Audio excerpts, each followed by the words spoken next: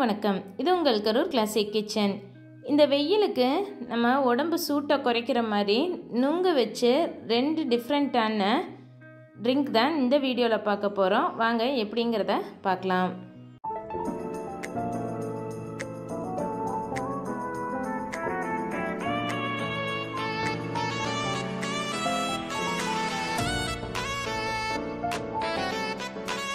First நம்ம நுங்கு சர்பத் செஞ்சுக்கலாம். அதுக்கு ஒரு கிளாஸில் 2 டேபிள் ஸ்பூன் அளவுக்கு சர்க்கரை சேர்த்தி நல்லா ஐஸ் வாட்டர் ஒரு 3/4 கிளாஸ் அளவுக்கு விட்டு சர்க்கரை கரையிற வரைக்கும் நல்லா கரைச்சி விட்டுக்கோங்க.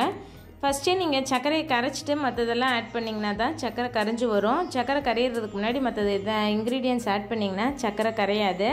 அதனால் சர்க்கரை நல்லா கரைஞ்சதுக்கப்புறமா இது கூட நம்ம இப்போ நுங்கு ஆட் பண்ணுறோம். நுங்கு வந்து நான் இன்றைக்கி சின்ன சின்ன பீசஸாக கட் பண்ணி வச்சுருக்கேன். இந்த மாதிரி பொடியாக நறுக்கி வச்சுக்கோங்க.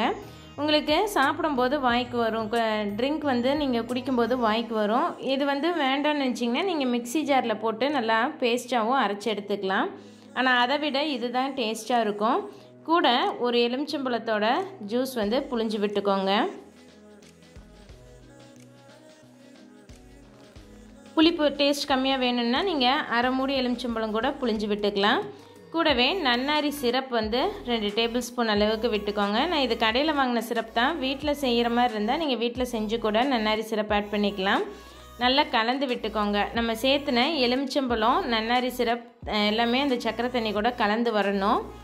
இதுக்கப்புறமா இது கூடவே நம்ம சப்ஜா விதையை ஊற வச்சு அதையும் கூட சேர்த்திக்கலாம். இல்லைன்னா நீங்கள் பாதாம் பிசின் கூட ஊற வச்சு சேர்த்திக்கலாம். உங்கள்கிட்ட என்ன இருக்கோ அது எல்லாமே சேர்த்திக்கலாம். இது எல்லாமே நன்னாரி சிரப்பு, நுங்கு, சப்ஜா விதைகள் இது எல்லாமே வந்து நம்ம உடம்பை வந்து குளிர்ச்சியாக வைக்கும். நல்லா கலந்து விட்டுட்டா நம்மளோட நுங்கு சர்பத் ரெடி. அடுத்ததாக ரோஸ் மில்க் எப்படி செய்கிறதுன்னு பார்க்கலாம். ஒரு கிளாஸில் 2 டேபிள் ஸ்பூன் அளவுக்கு சர்க்கரை ஆட் பண்ணிவிட்டு சில்லுன்னு இருக்க பால் வந்து 3/4 கிளாஸ் அளவுக்கு விட்டு அதே போல் சர்க்கரையை நல்லா கரைச்சி எடுத்துக்கோங்க.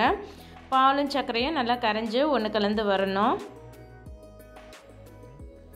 சர்க்கரை கரைஞ்சதுக்கப்புறமா இது கூட நம்ம நறுக்கி வச்சுருக்க நுங்கு ஆட் பண்ணிக்கலாம். ரொம்ப ஈஸியாக செய்யக்கூடிய டிஷ்ஷு. நுங்கு வெறுமனே சாப்பிட்றதுக்கே நல்லா இருக்கும். இதே மாதிரி நீங்கள் ரோஸ் மில்க்லேயோ சர்பத்துலேயோ கலந்து கொடுத்தீங்கன்னா குழந்தைங்க விரும்பி சாப்பிடுவாங்க.